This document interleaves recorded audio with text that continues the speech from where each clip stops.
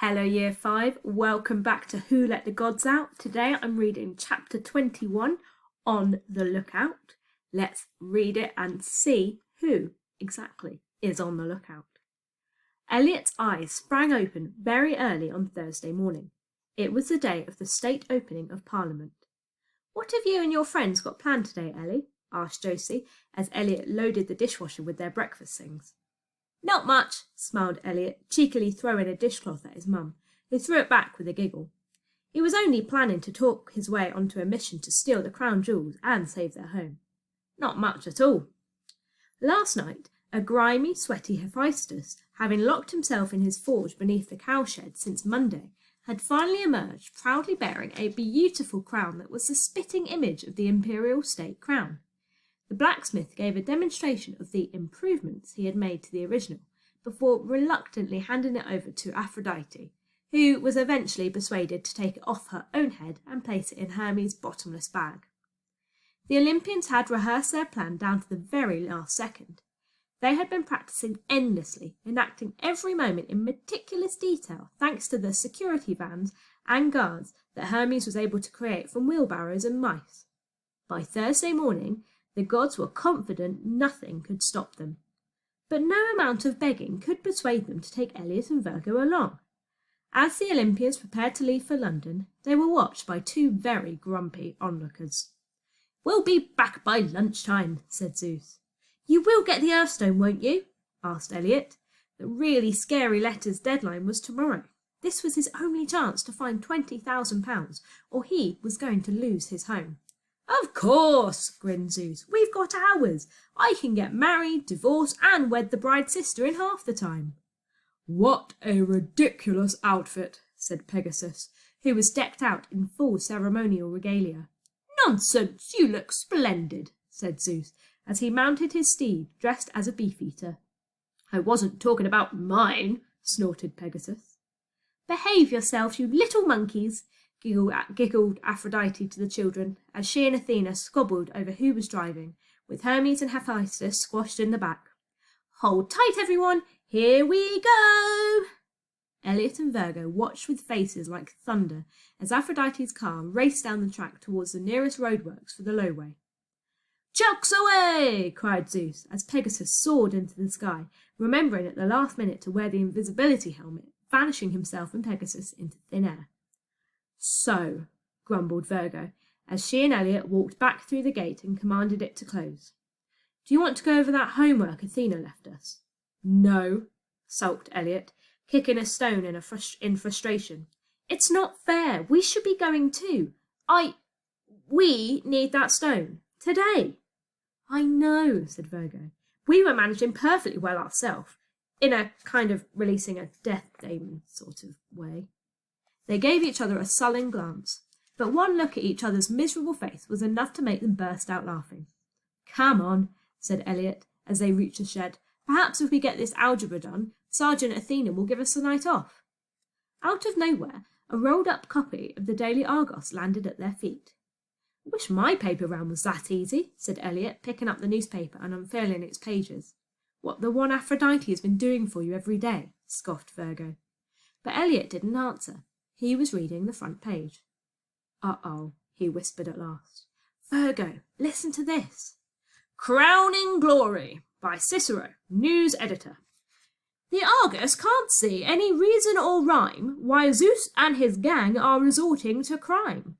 Word reaches our paper that those crazy fools are planning to pinch one of England's crown jewels. This morning they travelled to fair London town to sightsee, then nick the imperial crown. Hephaestus has made one from silver and gold, and Hermes will swap this new crown for the old. Her Majesty won't have a gracious response to find that it isn't her crown on her bonce. This terrible heist truly beggars belief. The king of the gods is a dirty old thief." "This is not good," said Elliot. "No, it's not," agreed Virgo, whacking another mole with a notepad as it hastily retreated from the shed. "The standard of journalism at the Daily Argus is utterly reprehensible.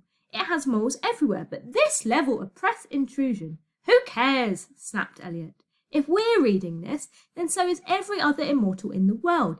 including Hypnos and Thanatos. They'll know the plan to swap the Imperial State crown at the tower. We have to warn the gods." "All right, they won't have got far. We'll call Hermes," said Virgo. "No, we won't," said Elliot, pointing at the forgotten eye-god on the sofa next to a copy of Salve magazine. "Not again! And they've taken all the transport with them. Unless we take Hermes' bike. The AA finally towed it back." "The AA?" asked Elliot. "Amazonian Auto Repairs," said Virgo. "Those girls are ferocious with a spanner. Can you drive?" "I'm 12, you prune," said Elliot. "Charon?" "He's on strike until this evening," said Virgo, pointing at the paper. "The Argonauts are launching a cheaper service. Come on, you know how things work here. How else can we get to London?" "The train!" cried Elliot.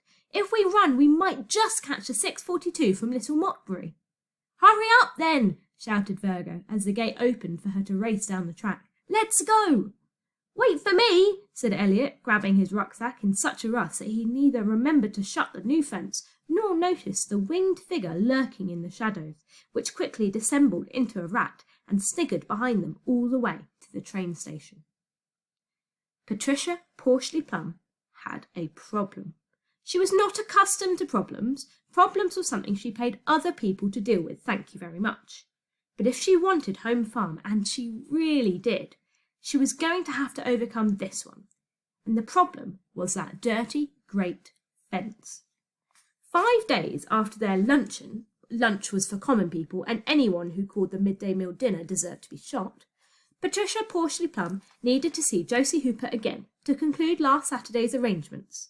Patricia could feel that land and the hundreds of thousands of pounds it could yield her within her avaricious grasp. She just needed to get to Josie one more time to put everything in place. Patricia was a firm believer in the basic right to privacy, so she always made sure her telescope was positioned where no one else could look at it. She loathed nosy Parkers. Through the telescope, she had been watching the developments on her neighbour's land over the past few days with considerable concern. No one had come to the farm for months.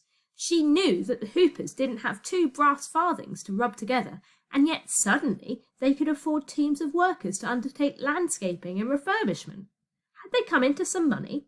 Had they already paid off their debt? And who were these strange new relatives? She hadn't seen them at the funerals of whatever the grandparents were called, so why show up now? Something strange was going on. That pesky, if rather dashing chap that had fobbed her off on Monday. So Patricia had been determined to go back that night and get hold of Josie herself. But when she arrived at Home Farm, a huge wooden fence had sprung up around the property.